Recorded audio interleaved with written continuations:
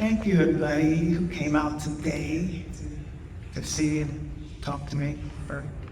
I'm honored to be here. This is a beautiful church, and when you asked me to come put some hard work in here, I said to do that. And when you told me that you guys had come to me here, that really something to me. I was happy for that, and came to do service work. So thank you for that.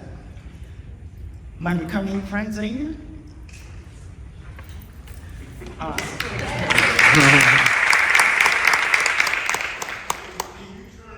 I'm sorry. Good. I should talk up. If I speak up, it would probably be better. I don't know. Has anybody here seen any of the work yet? And do you have anybody here have any questions about any of the work that you've seen? I can give you some of the titles of the work. But have anybody seen anything in particular? Have any questions about anything you've seen?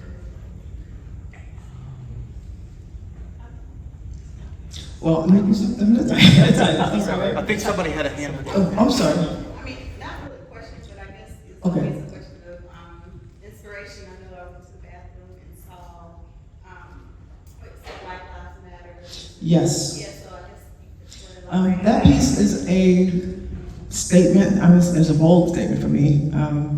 It was a part of a Time magazine series. That particular piece, it looks so much better with the other magazine piece that hung with it. I have one that's dear to me that I still have. But that particular piece highlights Fred Hampton, what a revolutionary he was, how organized and young, and how he was taken far too soon.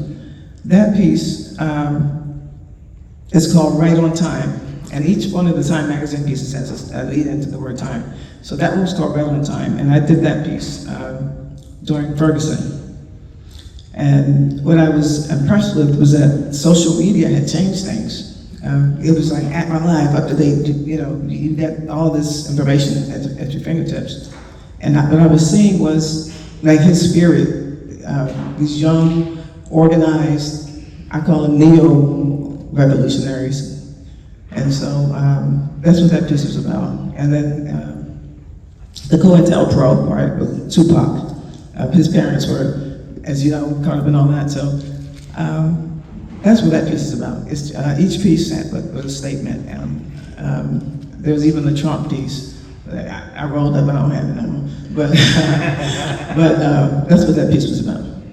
And there's a piece called The Devil's Music downstairs. And it's about secular music and how people forget that, well, music it soothes the soul. It's not devil's music, it's not angel, it's just music. And so that piece is about, it's a three-dimensional piece, and it's like a jam session in hell. And church leads, and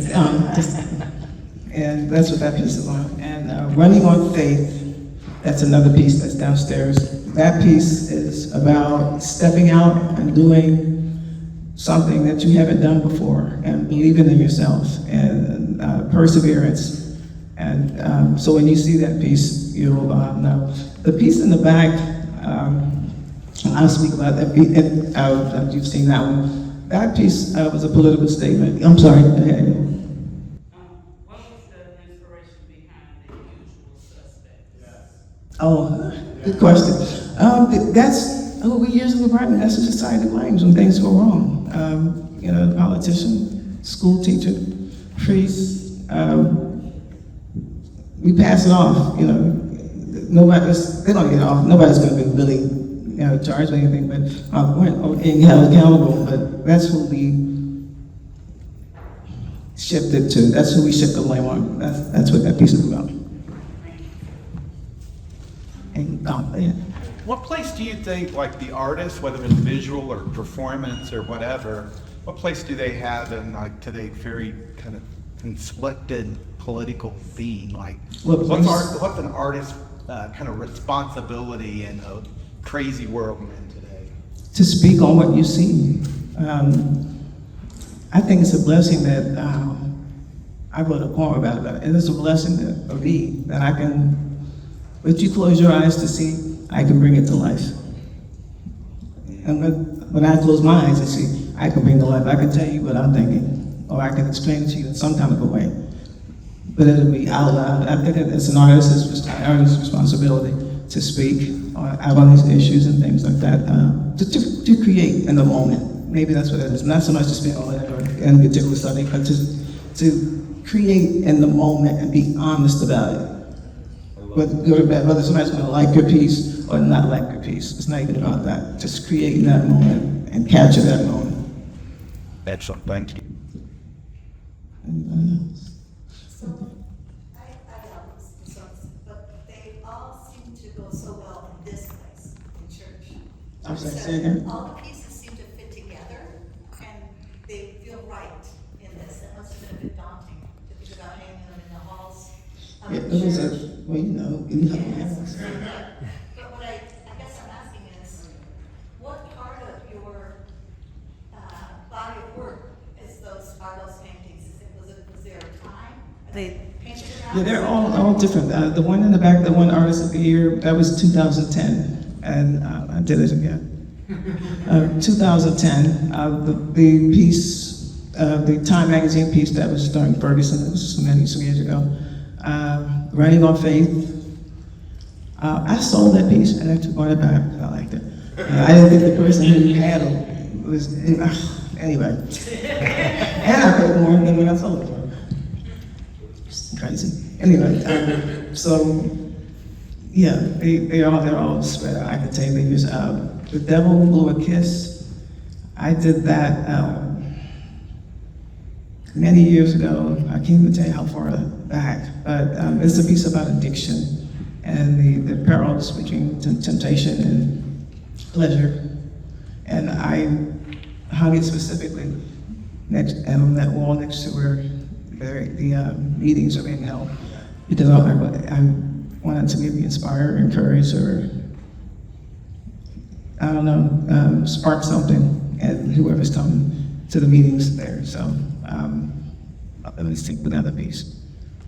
And the one with wings that's more current, that's a piece about MST, which is military sexual trauma, and what it does. And I was inspired by that piece because of the group at the VA that I attend, and the women there, after they go through all this therapy or whatever, they come together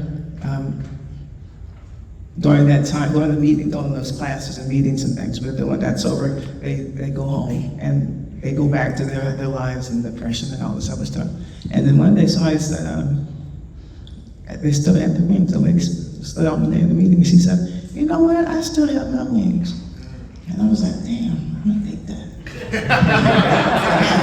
so anyway, I created that piece for that, and I put the wings on it because I wanted those to be prominent. And so that's what that piece is about, that second chance, getting your second win, and making that, and just on it. I just have a lot of questions. So tell me about yourself and like what inspired you to even pursue this. I grew up in Philadelphia. I've been painting for over 50 years. I just remember painting as a kid, and there being a rope in the hallway. They would hang all the paintings and pictures, and I had the most. Because and that's what I would interrupt class so I could go paint. And I did that. So, but I've been painting the reason I think I paint a lot of statements is because my mother used to make me read the newspaper. I used to love the comics, and I used to draw the comics. So she said, don't just read the comics, read the whole paper. And so I started reading the whole paper, and then they started sending me home with notes because I would be in school writing, sketching about Afghan and the hostage situation, everything that's going on as I was coming up. And Anita Bryant, they sent me home for that one. I did a painting of Anita Bryant. She had black hair and a gown and a sash. And there were some oranges and like she was being pelted with oranges. And they were like a drag queen, and I made the men look like men, and then with the dresses on, with the muscles and all of that. So they were like, "Is this a woman?" "No, it's a man." And so it was a whole big old deal. So they sent me home because I defended my painting. They told me to change this, to take the arms and make it this way or that way. And I was, no, you know, it's a man, gender dressed. And so what it was is that we were at a rally, and we had the opportunity to throw oranges at anybody. And so I just went to school and I sketched about it. I told them I actually did it. It was a whole big deal. But anyway, that's what it was. I used to read the newspaper from cover to cover. And by the time I was in high school, whatever, I was reading like 3 papers a day. The Daily News, the Bulletin, the Esquire. And I was getting all this stuff and seeing the world change. And so I guess that's why I paid about it so much. Just because that was the seed that was planted. Did you write explanations of each of the pictures? Yes. On the side. Yeah. Yes, Jimmy. Yeah. And they, did they hide it? How they sound? You know what the easy thing. Yeah. He said, "Read to Michael." Said, "All right." Oh. Okay. Anybody else? Can I ask a question? Can you speak a little bit Oh. about your vision with the school bus and the work that you're doing around art and healing Oh. for PTSD? And can you speak a little bit about that? Yes, I am the founder of the Urban Expression 101 Project, and that is an organization that brings art to people and people to art, just to make it simple. And we've been around since 2012, but just recently I've been blessed to be able to do that. But we really are all about bringing art to the community, so I bought a school bus. And I'm having the most fun fixing this thing up. It's going to be an art studio for veterans with PTSD, or anybody with PTSD. It's going to be a community bus. We'll do a book fair, all kinds of different things. A book club for kids. I can't wait to get it going, but it's going to be a studio space where you can come and do lessons and art therapy in the neighborhood.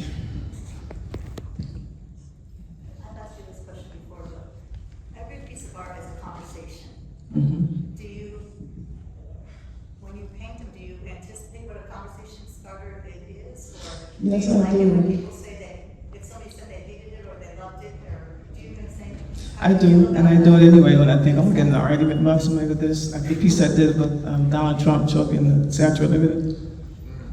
That was it. He was deporting people, and what the piece said was, it said time to go, and it was Donald Trump choking the life out of the Statue of Liberty. And what it said was on the other side was, Lady Liberty mistakenly deported. Happy to go, she does not want to return. And so, during that time, people have problems with it, or whatever. But I do a lot of other stuff too. But no, I can't think about what people are gonna, when I have a bad conversation. I hope they have a good one. But I really want to just have a conversation. You don't have to like that, I really don't. But I just would love to have a conversation and talk about it. Do you have good conversations? Are we gonna walk around? And Yeah, it's a picture now. You ready? Yeah.